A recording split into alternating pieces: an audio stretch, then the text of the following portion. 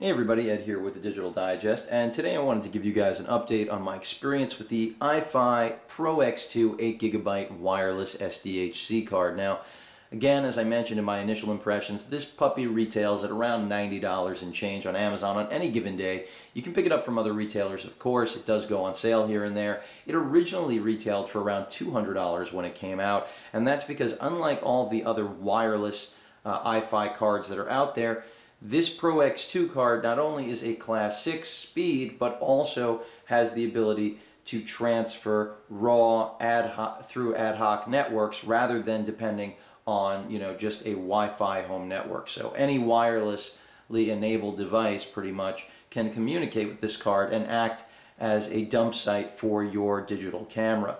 Of course, it also does bring geotagging to the table, which is a nice touch, and it works really well, better than any built-in geotagging system that you'll find on pretty much any digital camera right now. I've been using it primarily with my Sony HX9V, and it's done a really good job. I like the fact that it's able to wirelessly transfer all the photos. It organizes them by date, does the same thing, of course, for video. Really just a very convenient card. The question is, though, is it worth that $90 price point I mentioned before? Now, for those of you out there who really are going to use this solely for photos, I say go for it, because even though it's expensive, and yes, traditionally an 8 gig 6 class card like this is going to cost you very little, nowhere near this $90 price point. Obviously, if you do your shopping, you could be looking at, I don't know, $15, $10. The point is that if you really want the convenience, it's going to work. The product simply does. Whether you use ad hoc, to dump the photos onto a tablet or a computer, or use your wireless network, it will function. It does have a little bit of a mind of its own, and as a result, sometimes it'll transfer photos as quickly as within 10 to 20 seconds of powering up your camera.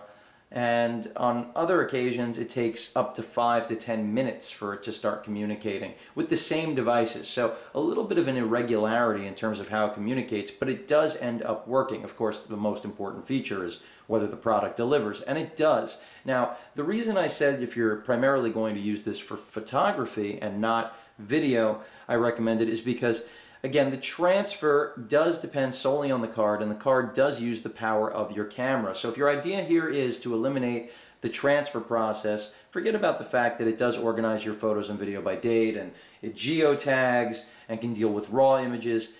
More importantly, like I said before, if you're focusing on eliminating that process of physically doing the work of either plugging the card into an SD card reader, or like the one obviously that's included, or having to connect your camera, you're going to be disappointed when you find out how long it takes to transfer video that's high quality.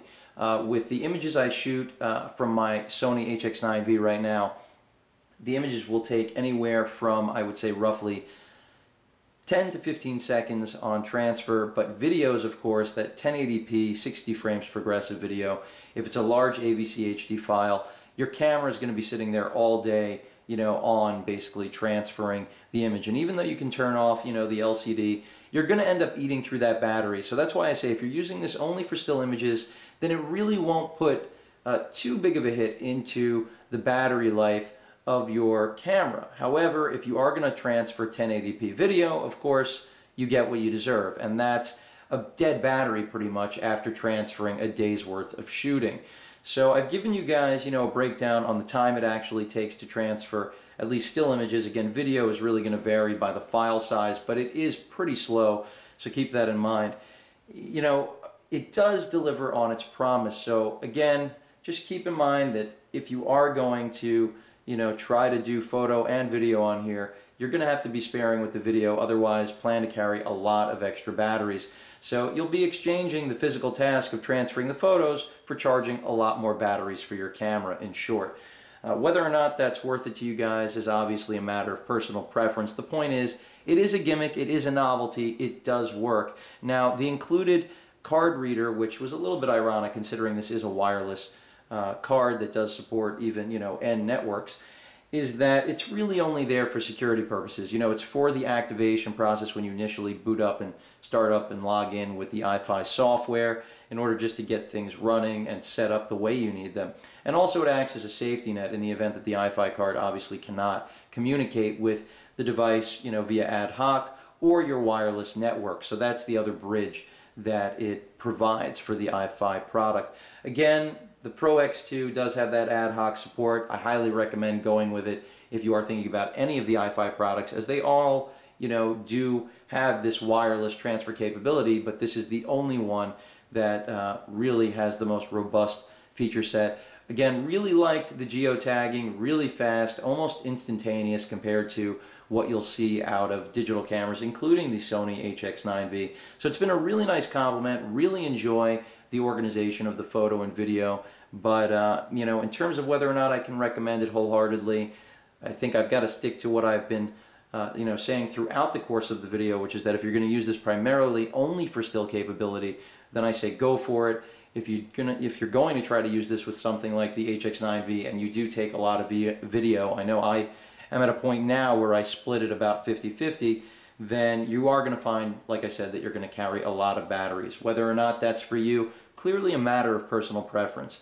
But I do like the product, and I think as it gets, you know, lower in price, it's really just a no-brainer, because this is the future, and as they get, you know, more efficient in terms of battery life usage from your camera, and also improve the transfer speeds, you know, get a refresh out there of a higher class card with a higher capacity, then you can really justify those high price points. Professional photographers will really enjoy a product like this because of having the ability to obviously instantaneously dump images right onto their device of choice that's Wi-Fi enabled.